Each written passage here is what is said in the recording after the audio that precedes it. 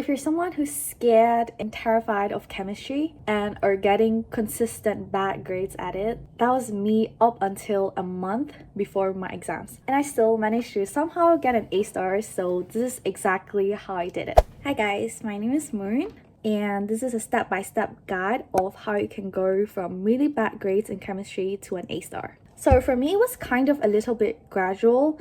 The first time I got a C in chemistry was in my second year of igcse, in my first term of second year. That was in December of 2023, and in my mocks I got a B, which was in March of 2024. In my finals I got an A star, and that was in May. But fear not, even in mocks I was still very much clueless. I had no idea what I was doing. I was very scared of chemistry. Chemistry is one of those, actually not even one of those subjects, it was definitely the one subject that I was very clueless at. I did not like chemistry. I was scared of it. I didn't understand anything. And the only reason that I took it was because it was mandatory at my school. I didn't want to take it, but I was forced to. So I had no choice. And even after mocks, I was still very much clueless about chemistry. And I didn't really know what was going on in the exam at all. But then I was like, I really need to get good marks in my finals. There were some trials and errors and some study methods that worked for me that did not, and these are the ones that did, and I'm gonna give you a step-by-step guide through all of it. Without further ado, this is my step-by-step guide of how you can ace your chemistry exam. So the first step is to get your hands on the syllabus. So igcse, which is the curriculum that I took, you can find the syllabus online. Go on Google and search up igcse chemistry syllabus. But if you're not taking the igcse and the syllabus is not available online, you can ask your chemistry teacher for it. Second step, once you have the syllabus, I would recommend you to print it out. For me, I like to have something tangible in my hand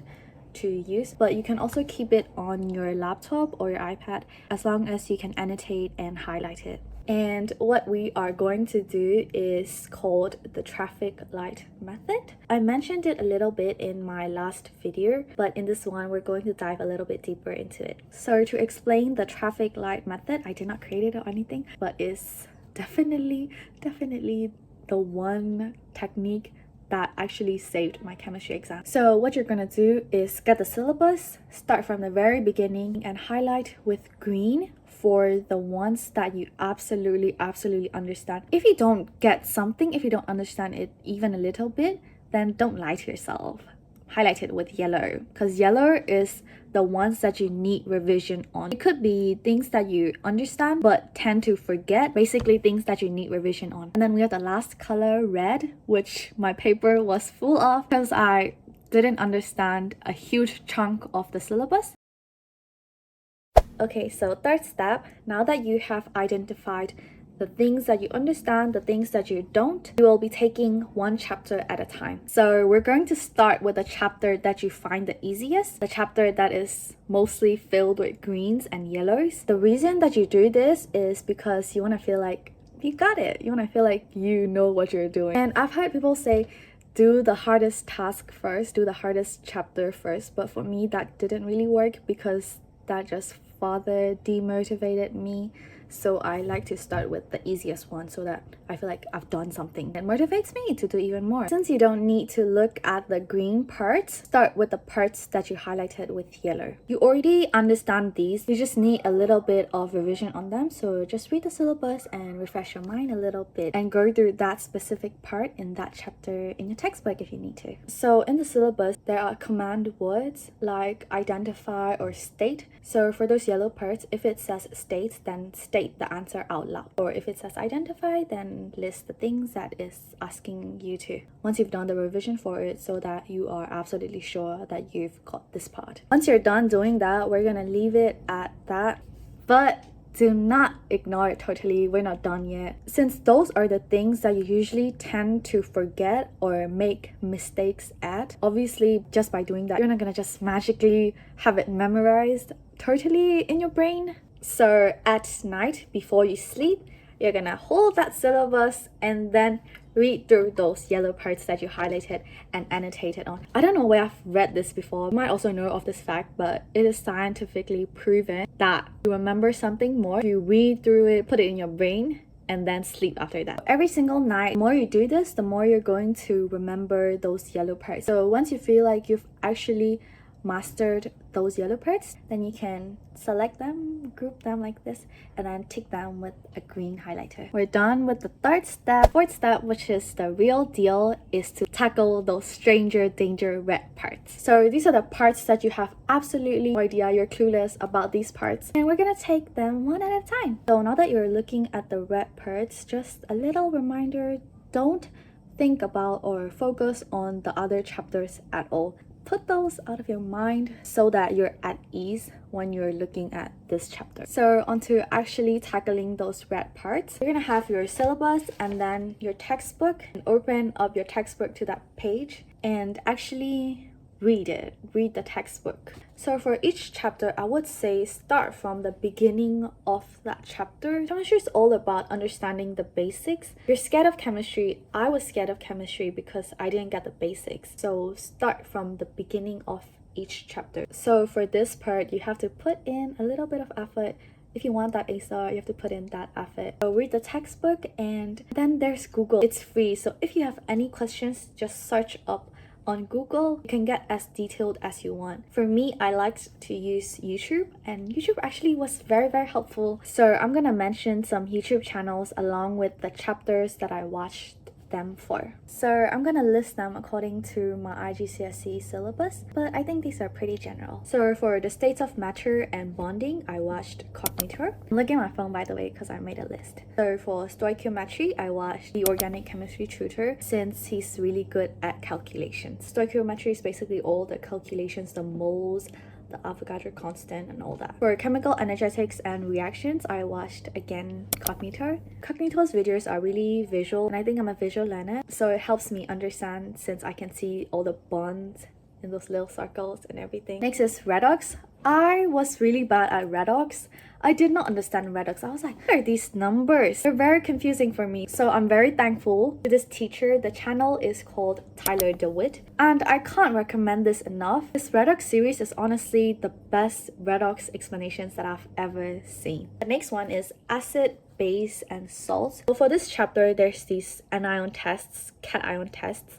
And honestly, for these salt preparation stuff, I feel like watching the practical experiments helped me a lot. Table in the igcse syllabus of all the cation and anion tests that you need to know. And I just looked at it and searched each test on YouTube, and I found practical experiments of those tests. And most of those videos that I found helpful, I noticed, were from Cam Jungle. And talking about Cam Jungle, the next one is metals chapter, and I honestly, the only videos of metal extraction, iron extraction, aluminum extraction that I actually understood from were from Cam Jungle. Those two videos actually saved me. So for metal extractions, definitely watch Cam Jungle. Next one is environmental chemistry. So this is water, fertilizers, and air. And honestly, for this, I just used the syllabus. For environmental chemistry, it's mostly memorization. These are facts that you need to know to be able to answer those straightforward questions. For example, the percentage of nitrogen in air. For this part, I would recommend learning it with a study partner or your friend, because you can quiz each other on this, since this is mostly memorization. Next is organic chemistry. For me, I didn't really struggle with organic chemistry since I understood it the first time I was taught about it at school, but it was also heavily because I read the textbook before I learned about it at school. So for organic chemistry, I feel like it's very straightforward. Use your textbook. As long as you know about alkanes, you know about everything else. But if you need help, I would recommend, of course, the organic chemistry tutor. And the last one on my syllabus is experimental chemistry. So for this, for igcse, it's mostly going to be in the practical paper. So you actually need to understand how these experiments work. So I would recommend you to just go on YouTube and search up those experiments one by one and watch them, so that you actually know how to do those experiments or explain about them. Okay, so that was step 4, and now on to step 5. In this step, you're gonna need past papers. I recommend printing them out. What you're gonna do with those past papers is you're gonna take one past paper from a recent year, look for questions relating to the chapter that you're focusing on. You're not gonna do the whole past paper yet. For now, we're only gonna focus on the chapter that you did. Since you've already learned that chapter, you should be able to answer those questions in the past papers. Once you're done with that, find a marking scheme and then check your answers. The thing is, you do past papers because you don't know how the questions are structured or what the examiners want. You also check with the mark scheme so that you can identify your mistakes, and for some answers you might not exactly have them in your textbook, so the mark scheme is basically like a cheat sheet of all the answers you need. And you're gonna repeat this exact process with every single chapter in your syllabus. One advantage of using the syllabus is that you won't take in